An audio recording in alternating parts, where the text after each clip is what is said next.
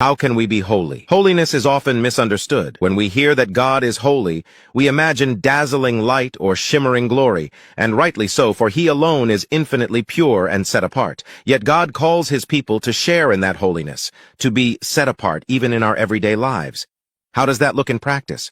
Holy, holy, holy is the Lord God Almighty, who was and is to come. Revelation 4:8. John's vision of 4 living creatures around God's throne, each with 6 wings and unfathomable form, reminds us that God's holiness is the attribute worth repeating. God's holiness means He is utterly distinct from all creation. He alone is uncreated, unlimited, and completely unblemished. Recognize your need for Christ's righteousness. We are justified by faith and rejoice in the hope of the glory of God. Romans 5:1. Confronting God's holiness can be terrifying.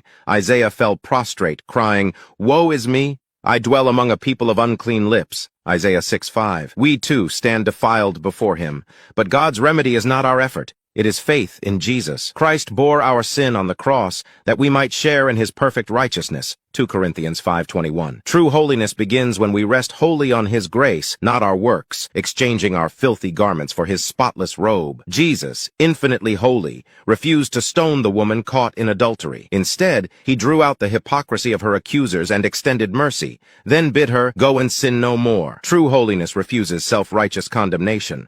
Offer every corner of your life to God. As He who called you is holy, you also be holy in all your conduct. Holiness permeates every sphere: work, family, hobbies, rest. As Jesus said, "You are the light of the world. Let your light shine before others, that they may see your good deeds and glorify your Father in heaven." A lamp is not hidden under a basket, but placed where all can see its flame. So our lives, lived in genuine service and humility, become beacons pointing others to Christ. Be holy, for I am holy. 1 Peter 1:16. May the Lord deepen your desire for His holiness and empower you by His Spirit to live in a way that brings Him glory.